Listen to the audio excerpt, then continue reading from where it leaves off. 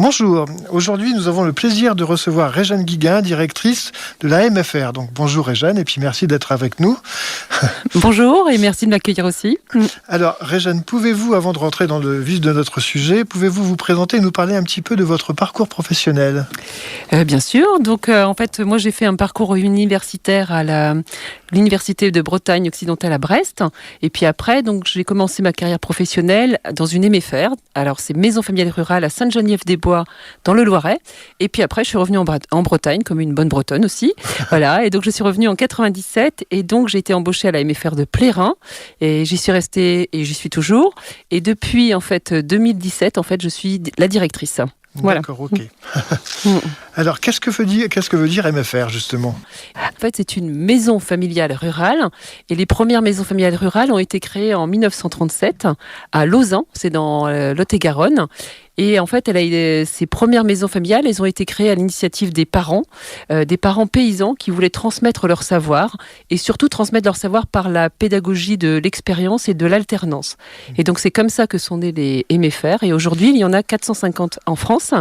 Et donc, c'est vrai qu'elles sont présentes à travers tout le territoire, mais elles sont aussi présentes aussi dans 19 pays, en fait, à travers le monde.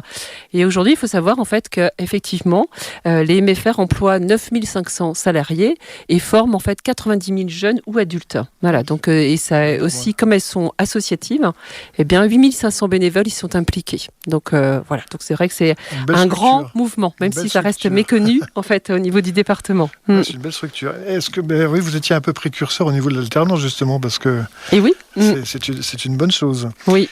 Je crois que vous avez un statut associatif justement, et qu'est-ce que cela vous apporte ?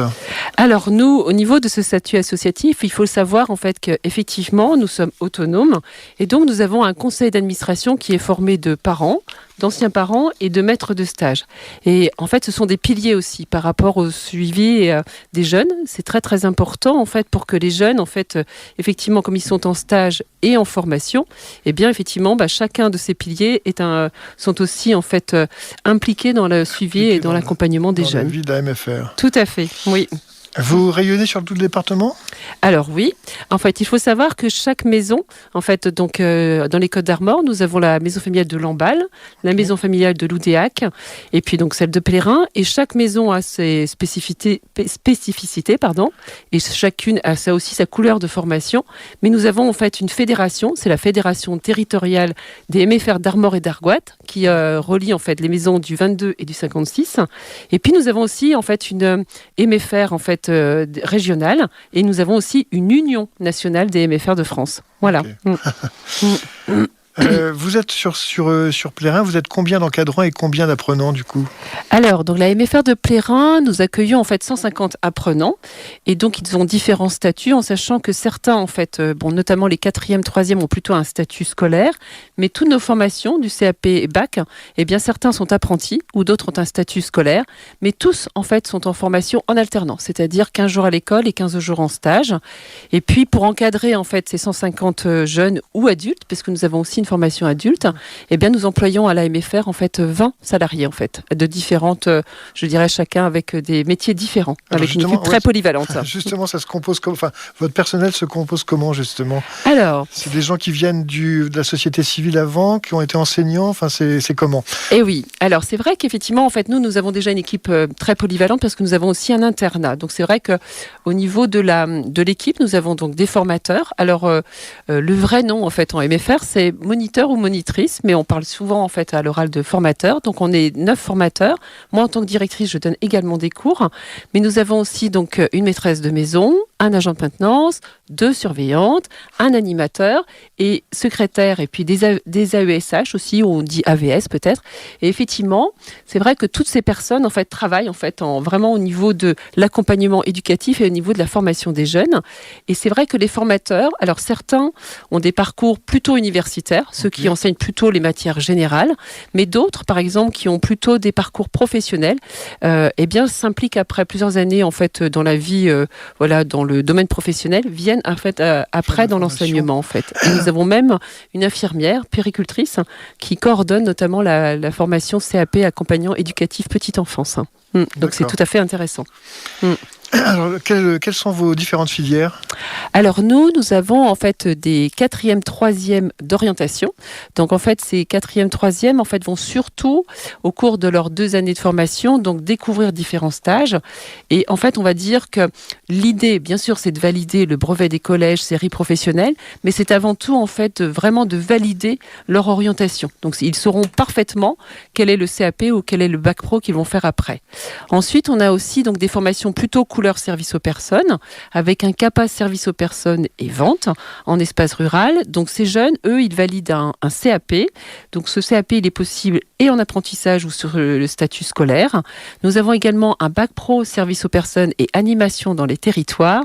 Donc là, cette formation est aussi possible en apprentissage. Donc ce bac, en fait, c'est aussi pour des jeunes, eh bien, ils vont pouvoir au cours de ces 3 ans faire 1 an et demi de stage, c'est à peu près ça. Et à l'issue de cette formation, alors soit ils sont déjà prêts pour les travailler, ou soit ils vont continuer vers des BTS ou plutôt des formations diplômantes ou des professionnalisantes comme des diplômes d'État, d'aide-soignante ou infirmière ou d'autres formations. Et puis nous avons aussi le CAP accompagnant éducatif petite enfance. Donc c'est une formation plutôt ouverte pour les adultes et qui ont déjà validé des CAP, des BEP ou des bacs, mais qui eux en fait vont vraiment valider ce CAP parce qu'ils en ont besoin pour des métiers spécifiques comme le métier d'ATSEM dans les écoles en fait maternelles publiques ou par exemple parce qu'ils en ont besoin pour travailler en crèche. Donc quelquefois ce sont des personnes qui, on va dire cette année nous avons la plus jeune, elle a 17 ans, mais la plus âgée elle a peut-être un petit peu plus de 40 ans. Voilà, okay. Donc ce sont des groupes aussi très intéressants. Oui, bah oui, c'est du mélange un petit peu de la mixité, donc c'est vrai que c'est toujours intéressant ce genre de choses. Et les formations se font sur combien de temps généralement ? Alors, donc les formations concernant donc les 4e, 3e, eh bien effectivement, donc là, ils sont partis sur un cycle de 2 ans. Quelquefois, nous accueillons effectivement des 3e qui n'arrivent que en classe de 3e, c'est-à-dire ils ont fait une 4e ailleurs, puisqu'il faut en fait avoir 14 ans en fait pour venir à la MFR de Plérin, parce que comme la moitié de l'année est en stage, eh bien effectivement, donc c'est la loi est comme ça, c'est qu'il faut avoir 14 ans. Donc certains auront fait une 4e dans un autre collège et arriveront seulement en classe de 3e. Donc sinon, les CAP services aux personnes et vente en espace rural sont avec nous pendant 2 ans, les bacs pendant 3 ans, et les CAP AEPE, accompagnants éducatifs petite enfance, sont là avec nous pendant 10 mois seulement. D'accord. Voilà. Alors, on parle souvent maintenant de marque employeur. Quelles sont vos valeurs chez vous ? Alors, nos valeurs, je dirais qu'elles sont avant tout, je dirais, humaines, en fait, dans le sens où... si l'on ne veut pas donner de soi, je pense qu'il ne faut pas faire ce métier, il faut changer de chemin, clairement, parce qu'effectivement, effectivement, un formateur à la MFR n'est pas seulement là de 8h à 17h30, il était aussi là pour, par exemple, le midi, manger avec eux. Alors ce midi, par exemple, c'était le repas de Noël, donc toute l'équipe, on a mangé avec les jeunes qui étaient là, nous faisions le concours des pulls moches, et voilà, nous avions arboré nos pulls moches, mais c'est aussi donner une ambiance différente. Nous sommes aussi le soir avec les jeunes, à tour de rôle, en fait, les formateurs restent jusqu'à 21h. Donc c'est aussi d'autres moments de la vie résidentielle où l'on va créer une proximité avec eux. Des liens différents, ouais. Voilà, complètement. Et c'est aussi apprendre à connaître les jeunes, c'est-à-dire les échanger, écouter. Et c'est ce qui va nous permettre aussi d'avoir une connaissance un peu plus globale du jeune. Et ça, c'est vraiment intéressant. Et comme on aura aussi ce regard du stage, eh bien effectivement, c'est vrai qu'on n'aura pas simplement le regard de l'élève en classe, on aura un regard sur la vie résidentielle, sur le stage. Et c'est vrai que tous ces moments différents vont faire qu'effectivement, on a aussi une vraie reconnaissance vis-à-vis des jeunes que nous accueillons. Donc ça, c'est aussi un petit peu notre marque de fabrique aussi. Marque de fabrique. C'est ça, complètement. Quels sont pour vous les critères impératifs que doivent posséder vos apprenants pour pouvoir intégrer votre enseignement ? Alors, je dirais avant tout, c'est souvent quand on accueille en fait lors du premier entretien, on va demander aux jeunes, mais c'est quoi ton projet ? Souvent, c'est comme ça qu'on aborde les choses, parce qu'effectivement, bien sûr, en fait, on est là pour valider des parcours scolaires, mais c'est avant tout de savoir en fait quel sens il va donner à sa formation à travers les stages.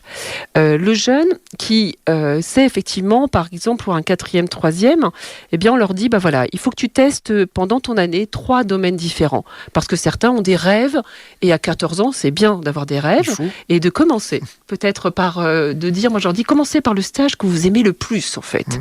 et qu'ensuite vous allez tester autre chose. Et je donne souvent des exemples où des jeunes, par exemple, étaient persuadés qu'ils allaient devenir coiffeurs. Eh bien non, finalement, aujourd'hui, j'ai un jeune qui aujourd'hui est aussi, maintenant, travaille dans le bâtiment et valide par contre un BP, en fait, pisciniste.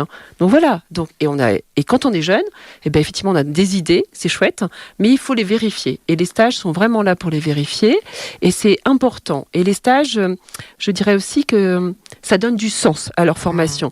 Et c'est comme ça aussi qu'ils acquièrent une certaine maturité et ça leur permet également, en fait, de se réconcilier avec cette école avec lesquelles parfois ils étaient un petit peu fâchés ou parfois un petit peu moins motivés. Mais en tout cas, cette formation d'alternance, on voit bien quand on voit, vendredi dernier, on a fait la remise des diplômes de la session dernière.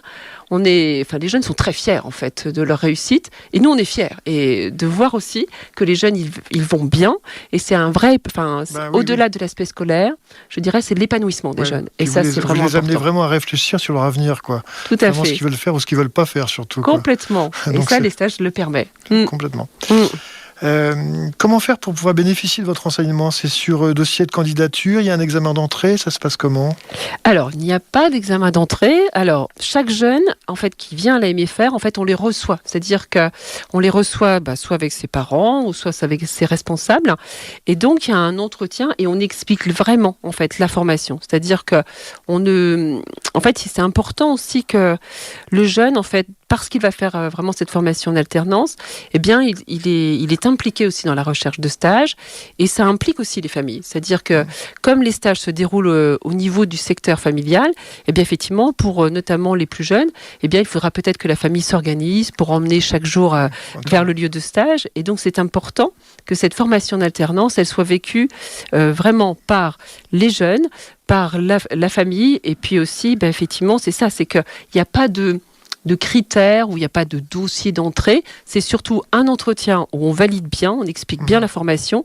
Et à partir de ce moment-là, effectivement, donc il y a un dossier d'inscription. Voilà, c'est un engagement. On le vit comme ça, en tout cas. Alors, comment se déroule une journée type pour un apprenant chez vous? Alors, donc vous avez des pensionnaires, vous avez des... Voilà. Oui. Nous avons des pensionnaires. Alors, il faut savoir que la MFR de Plérin, alors on est situé, alors je dis souvent qu'on est dans un petit écrin de verdure, non loin en fait de Saint-Brieuc. Alors quand on y arrive, on a l'impression qu'on est très très loin de Saint-Brieuc, mais non, ce n'est pas vrai. On est tout près parce que finalement c'est accessible en fait par une navette qui part de la gare de Saint-Brieuc, donc pas de souci. Et chaque jour, effectivement, nous avons, alors sur les 150 apprenants, la moitié de notre effectif en fait est demi-pensionnaire et l'autre moitié, effectivement, elle est interne, en sachant que finalement, il faut savoir aussi que nous accueillons chaque semaine que la moitié de l'effectif global en fait. Et ça veut dire qu'effectivement, nous avons en tout et pour tout 5 classes. Donc, on connaît parfaitement nos jeunes et ils commencent à 8h chaque matin et finissent à 17h30. Par contre, ils ont bien cours le mercredi après-midi. Alors, quelquefois, ils ont un petit peu de mal à accepter ça. Mais le vendredi, ils finissent à 15h30. Donc, finalement, et comme ils n'ont que 17 semaines d'école, finalement, ça se passe très bien. Ça se passe pas trop mal. Tout à fait. Quelle est la typologie de vos entreprises partenaires? Alors, je dirais, pour les 4e, 3e, eh bien, c'est vrai que comme c'est vraiment un parcours d'orientation, eh bien, c'est un jeune, un projet. Et donc, tous les stages sont possibles. Ça va aussi bien du bâtiment, la restauration, le commerce, la petite enfance. Tout est possible, l'aménagement paysager. Donc ça, c'est vraiment valable pour les 4e, 3e, qui vont tout tester, en fait, à peu près. Par contre, les bac pro service aux personnes et les CAP service aux personnes et ventes, eux, c'est plutôt, en fait, le secteur tertiaire, avec le bac pro service aux personnes où ils vont plutôt faire des stages dans le secteur de la petite enfance, ou par exemple pour des personnes fragilisées, que ce soit en EHPAD ou pour les personnes en situation de handicap. Mais c'est aussi, en fait, le bac pro, il a une teinte aussi animation des territoires. Donc on ouvre les champs, en fait, des stages vers, par exemple, ça peut être le tourisme, ça peut être l'animation, ça peut être l'hôtellerie, ça peut être association humanitaire. Donc c'est vraiment, au cours de leur formation, c'est vraiment très riche, en fait. Il faut essayer d'ouvrir le maximum de portes, puisqu'après, en fait, ça leur permet aussi de savoir quelle sera en fait leur prochaine formation, si vraiment c'est un parcours plutôt lié sur le social ou le médical, ou peut-être d'aller travailler tout simplement. Donc voilà, donc c'est vrai que autant les 4e, 3e, je dirais, tous les stages sont possibles dans tous les domaines, autant en fait le CAP petite enfance et le bac pro service aux personnes, c'est une couleur en fait vraiment dans le domaine, je dirais, médical, social, et puis petite enfance aussi. Voilà, avec de l'animation.